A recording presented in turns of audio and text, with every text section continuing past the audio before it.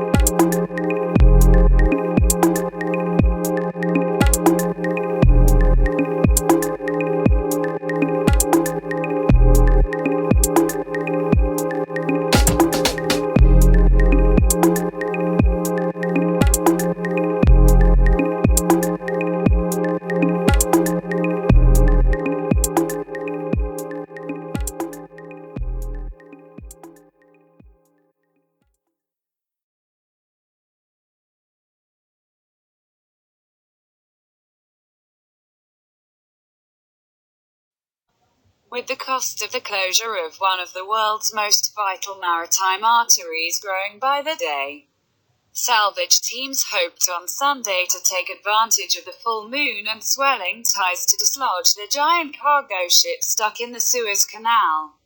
Late Saturday, tugboat drivers sounded their horns in celebration of the most visible sign of progress since the ship ran aground late Tuesday. The 220,000-ton Ever Given had moved.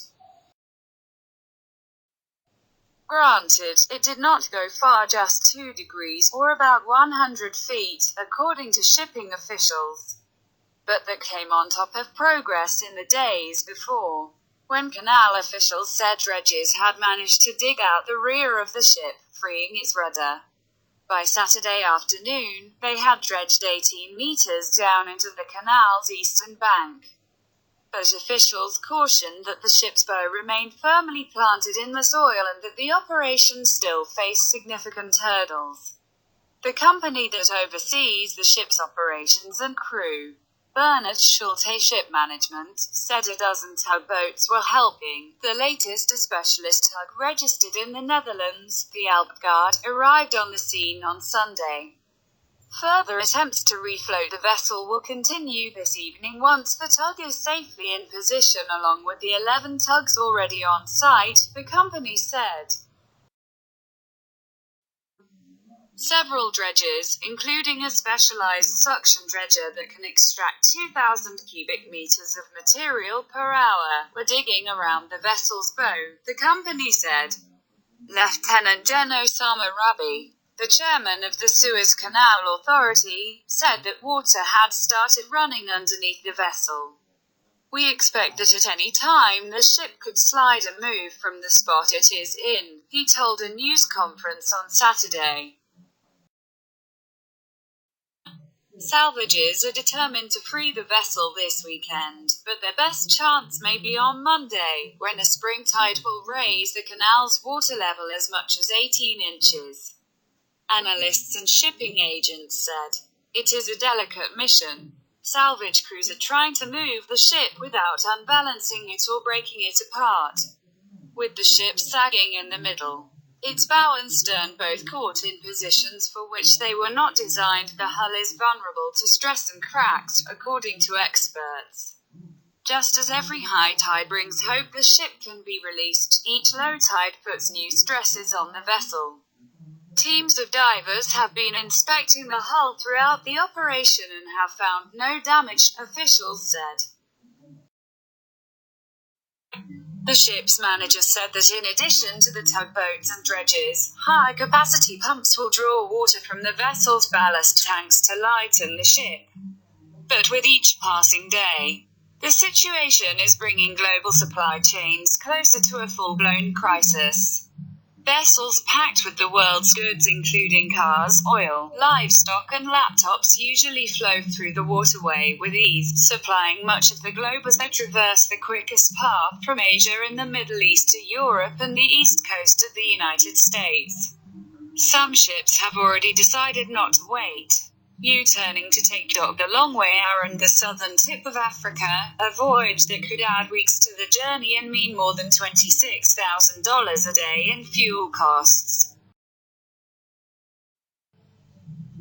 From the deck of a tugboat in the Suez Canal, where the Egyptian authorities allowed journalists to glimpse the salvage operation for the first time on Saturday.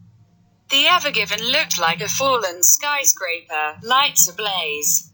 3 boats that barely reached halfway up, the word Evergreen painted on the ship's side, for its Taiwan-based operator, had nosed up to its starboard side, keeping it stable.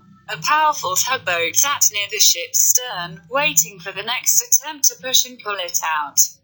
Together, the armada of tugboats, their engines churning with the combined power of tens of thousands of horses, have been pushing and pulling at the Ever Given for days. Then, before dawn on Monday, the ship broke free from the shore and was partially refloated, a moment both shipping and Egyptian officials said marked the beginning of the end of the saga. Once fully afloat, the ship can be easily controlled by tugboats and safely pushed out of the way.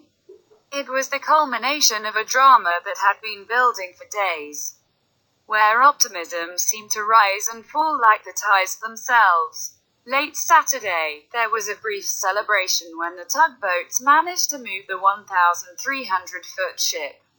The tugboats let the horns blow, hopeful that they could build on their progress when the high tide returned on Sunday, when the increased water level could help the ship break free.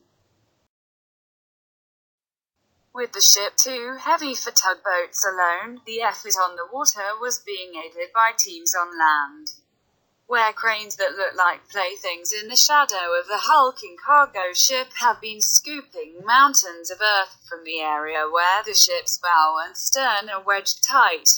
As the dredges worked, a team of 8 Dutch salvage experts and naval architects overseeing the operation was surveying the ship and the seabed and creating a computer model to help it work around the vessel without damaging it, said Captain Nick Sloan, a South African salvage master who led the operation to right the Costa Concordia, the cruise ship that capsized in 2012 off the coast of Italy. If the tugboats, dredgers and pumps were not able to get the job done, they would have been joined by a head-spinning array of specialized vessels and machines requiring perhaps hundreds of workers. Small tankers to siphon off the ship's fuel, the tallest cranes in the world to unload containers one by one, and, if no cranes are tall enough or near enough, heavy-duty helicopters that can pick up containers of up to 20 tons, though no one has said where the cargo will go. A full 40-foot container can weigh up to 40 tons. All this because, to put it simply, this is a very big ship. This is a very big problem, said Richard Mead, the editor-in-chief of Lloyd's List, a maritime intelligence publication based in London. I don't think there's any question they've got everything they need, he said. It's just a question of, it's a very big problem. The operators of the Ever Given have said that the vessel ran aground because of the high winds of a sandstorm, while shipping experts said that wind might have been a factor. They also suggested that human error may have come into play. Egyptian officials offered a similar assessment at a news conference on Saturday. A significant incident like this is usually the result of many reasons. The weather was one reason, but maybe there was a technical error, or human error, said Lieutenant General Osama Rabi, chief of Egypt's Suez Canal Authority. The ship's operators had said this week that its stacked containers had essentially acted like a giant sail amid the sandstorm. But villagers in nearby Manchiet Rugla noted that other ships in the same convoy had passed through the canal without incident. So had previous ships in previous storms, they pointed out.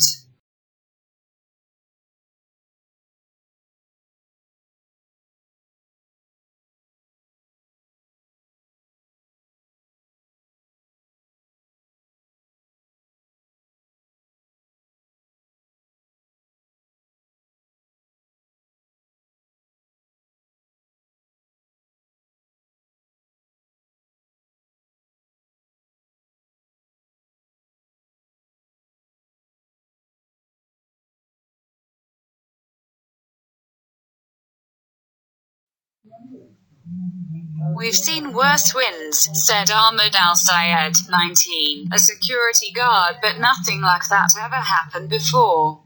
Shipping experts have asked the same question. I am highly questioning. Why was it the only one that went aground, said Captain Paul Foran, a marine consultant who has worked on other salvage operations. But they can talk about all that later. Right now, they just have to get that beast out of the canal. General Rabi said that ship captains are asked to keep any material that might be required for an investigation. He noted that 12 northbound ships had passed through the canal ahead of the Ever Given that day, and another 30 ships had traveled through from the opposite direction. Last year, General Rabi said, 18,840 ships had traversed the canal without an accident. Paradise of Knowledge. Thanks for watching. Subscribe for more interesting videos.